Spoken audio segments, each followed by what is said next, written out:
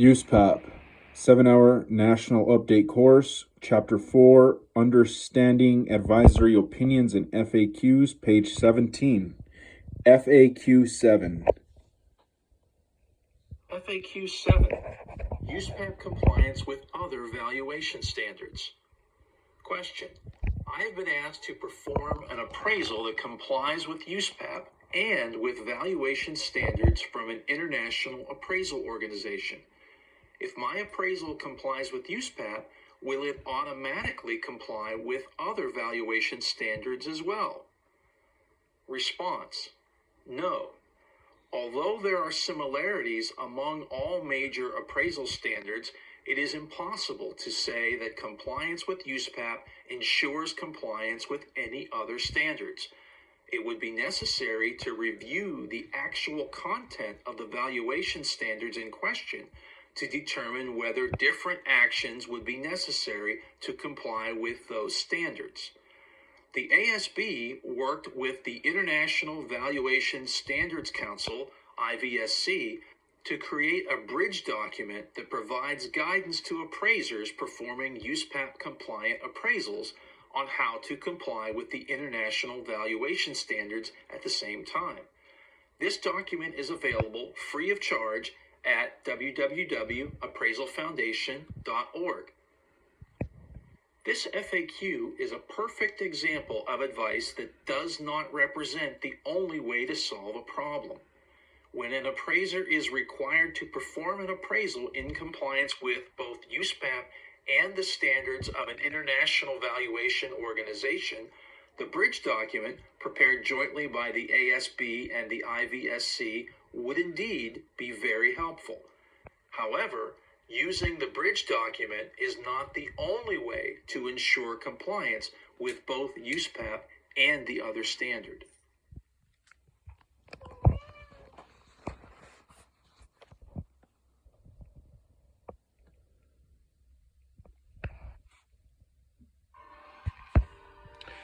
Quiz. Number 1. An appraiser is preparing an appraisal in compliance with both USPAP and an international valuation standard. What advice does the ASB provide in this situation? Ready, set, go. A. Ensure compliance with USPAP and don't worry about the international standard. B. Use the Yellow Book Uniform Appraisal Standards for federal land acquisitions, which is more. C. Ensure compliance with international standards and don't worry about USPAP. Or D. Use the bridge. All right, I had a whole ass because you're on a timer on that. So remember, number 1. An appraiser is preparing an appraisal in compliance with both USPAP and an international valuation standard. What advice does the ASB provide in this situation? You said, use the bridge document prepared jointly by the Appraisal Standards Board and IVSC. And that is correct. Number 2. An appraiser is valuing a property with an effective date of June 1st, 2017.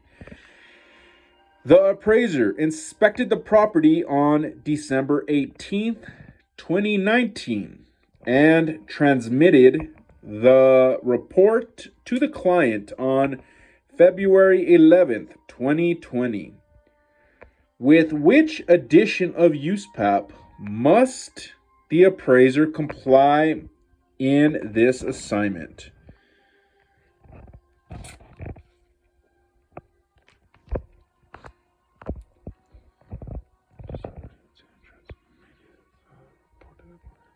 Okay. Ready, set, go. Got it. I went with A, the 2020 through 2022 edition of USPAP or whatever.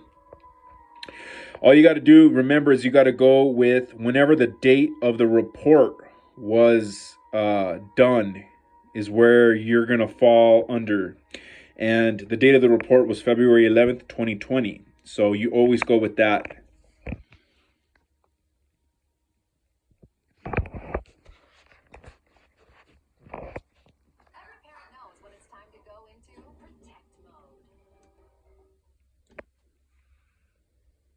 AQ 105, work files affected by a natural disaster.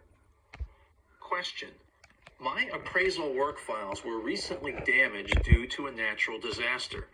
I am salvaging what I can, but will likely have to discard many. What does USPAP require in this situation? Response: USPAP requires that work files be retained for a period of at least 5 years after preparation or at least 2 years after final disposition of any judicial proceeding in which the appraiser provided testimony related to the assignment, whichever period expires last. If the work files are older than the prescribed period, then there is no USPAP violation in discarding them. However, if the natural disaster has destroyed work files that must be retained, a real property appraiser is advised to contact the applicable state appraiser regulatory agency to see if they have any guidance on what steps to take to document the loss. Storing work files and electronic copies off-site and implementing a system of regular backups may serve to minimize future risk. Natural disasters, such as floods, hurricanes, earthquakes, tornadoes, and wildfires, occur throughout the country each year. No region is immune. These natural disasters cannot be predicted, and they do not spare appraisers.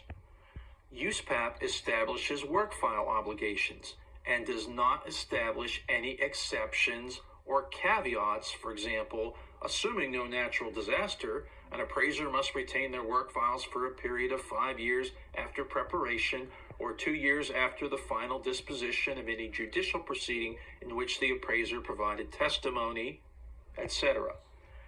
The ASB's advice to appraisers who have had work files damaged in a natural disaster is to contact their state appraisal regulatory agency because the agency is responsible for enforcing USPAP in that state. Remember, the ASB does not enforce USPAP. Even more helpful, the ASB advises appraisers to head off potential problems before they occur.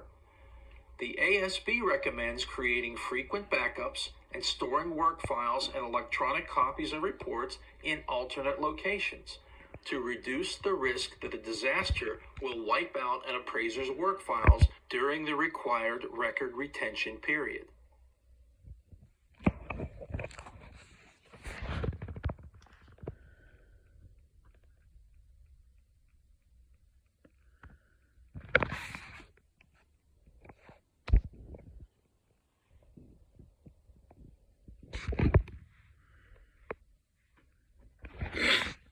Page 19, FAQ 227.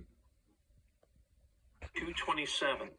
Can I perform an appraisal if the property inspection was done by someone else? Question: a client has asked me to perform an appraisal, but instead of requiring me to physically inspect the subject, they will provide me with the results of an inspection of the property that's done by someone else. Does USPAP allow this? Response: yes. USPAP does not require an appraiser to inspect the subject property.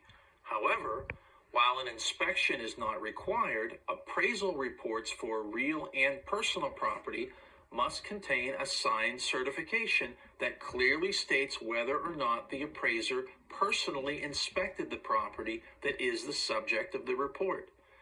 Standards Rule 1-2E requires an appraiser to identify, from sources the appraiser reasonably believes to be reliable, the characteristics of the property that are relevant to the type and definition of value and the intended use of the appraisal, including its location and physical, legal, and economic characteristics. The comment indicates that an appraiser may use Any combination of a property inspection document such as a legal description, address, map reference, copy of a survey or map, property sketch, photographs, or other information to identify the relevant characteristics of the subject property. Standards Rule 1-1B requires that an appraiser not commit a substantial error of omission or commission that significantly affects an appraisal. Therefore, the appraiser has to have a reasonable basis to believe the information is reliable. Furthermore, an appraiser must not allow assignment conditions to limit the scope of work to such a degree that the assignment results are not credible in the context of the intended use. If appraisers determine that the only way to meet these criteria is by inspecting the property themselves, they must either discuss changing the scope of work with the client or withdraw from the assignment. Additional guidance about inspecting properties can be found in Advisory Opinion 2, Inspection of Subject Property, Advisory Opinion 23, Identifying the Relevant Characteristics of the Subject Property of a Real Property Appraisal Assignment, and Advisory Opinion 28, Scope of Work Decision, Performance, and Disclosure.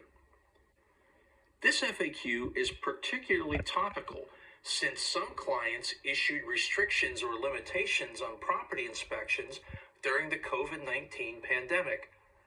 Presciently, the ASB included this FAQ in the USPAP publication before anyone had even heard of COVID-19. One of the common misconceptions that appraisers and clients have is that USPAP requires appraisers to make a personal inspection of a subject property in order to value it. Nothing could be further from the truth. Although a personal inspection by the appraiser is not required, the appraiser must obtain sufficient information about the subject property's relevant characteristics to develop a credible value opinion. This information often comes from a property inspection performed by the appraiser, but it does not have to. An appraiser may use information from an inspection performed by someone else, or any number of other reliable sources for this information.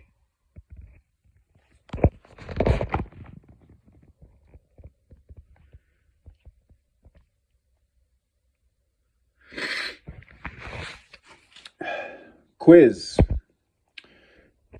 Number 1.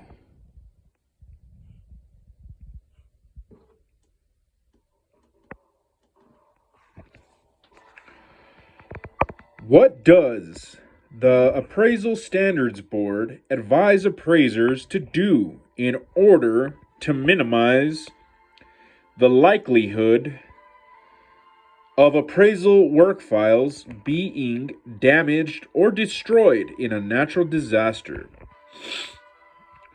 Ready, set, go.